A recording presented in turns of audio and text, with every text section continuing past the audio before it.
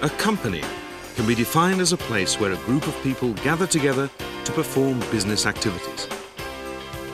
Companies vary in size from small family businesses to large organizations with tens of thousands of employees, and the activities they're involved in are extremely diverse.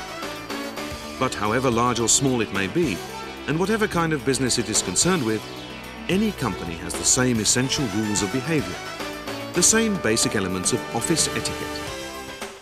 We should all be fully aware of those rules, both as company employees and as responsible members of society.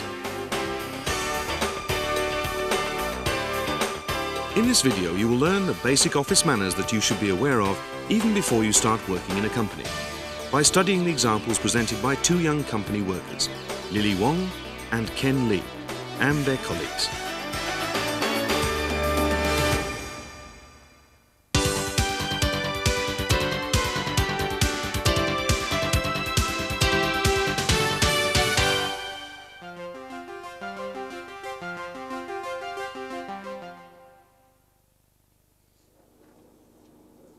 Good morning. Phew, just made it. Ken? Oh, good morning, Mr. Chen. What time do you call this? It's not quite 9 o'clock. That means you're late. But, Mr. Chen, work starts at 9 o'clock, doesn't it? Exactly. The point is that to start work at 9 o'clock, you should get here well before that. If you don't get here till 9 o'clock, you have to start work late. And another point. If office hours are 9 to 5, it means you should be working right up to 5 and not a minute earlier. Yes, sir.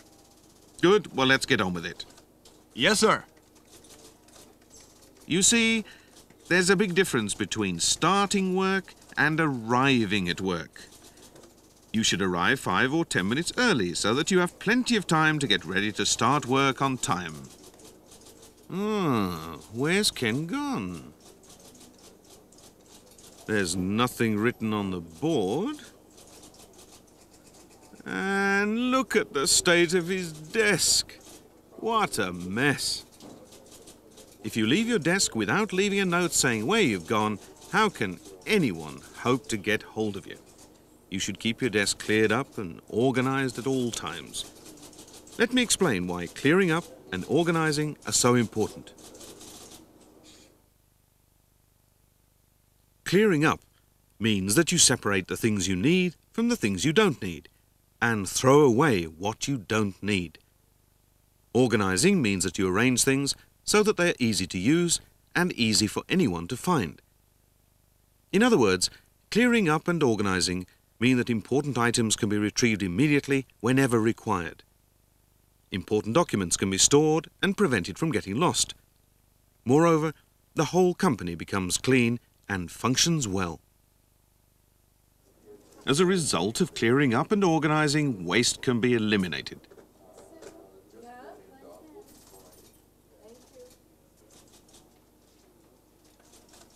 Ah, Ken, where have you been? Whenever you leave your desk, you must leave a note, or let someone know where you are going. Otherwise, it can create problems for everyone else. But I only took some papers down to personnel. I know you only intended to be away from your desk for a short time, but it could take longer than you expected. Or someone might need you to do something at short notice. Or you may get a phone call while you're away. So even if you only go for a few minutes, make sure your whereabouts are known. Yes, I understand. What?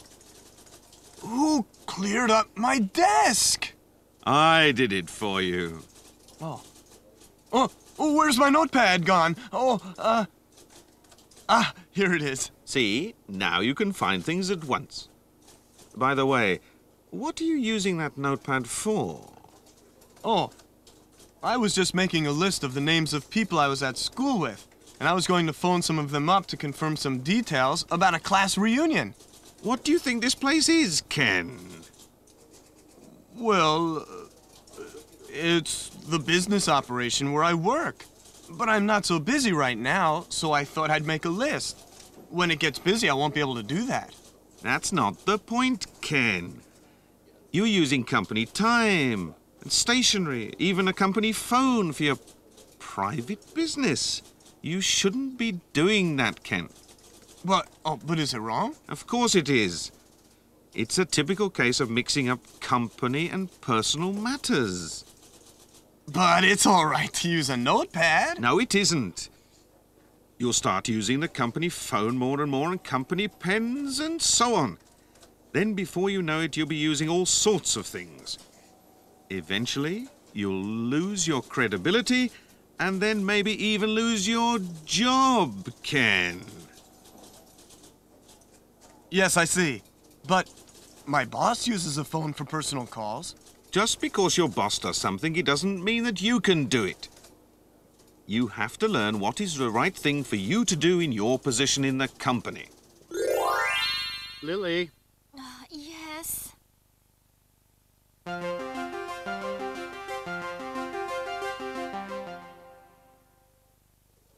Lily, would you mind giving Ken a hand with those documents? And could you make a copy of them for me when you're finished with them? Okay. Huh? What's wrong? 1. Well, that's Ken's job. 2. But it's not my job. 3. But I think Ken can manage by himself. If you make excuses and say things like well and but when asked to do something by a superior, it may look as though you just don't want to do any work. So, if you have something to say about the instructions you receive, it's important to say it frankly. Yes, certainly. The work I'm doing at the moment will only take about 5 minutes. I'll give Ken a hand when I've finished it, if that's all right. We've just seen how important it is to have the right basic attitude to work. It's an issue that needs to be fully appreciated right from the very beginning. So let's look at the main points again.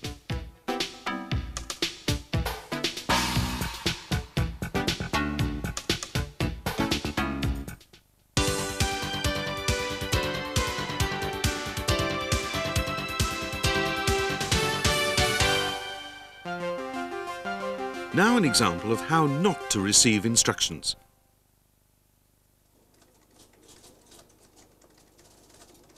Oh, Lily, Yes. could you do some copying for me? Yes.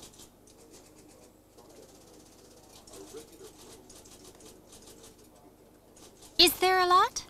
Could you make 15 copies of this, please, and leave them on my desk? Do you understand, Lily? Yes, I understand. Okay, thank you. Yes. Now let's review the example point by point.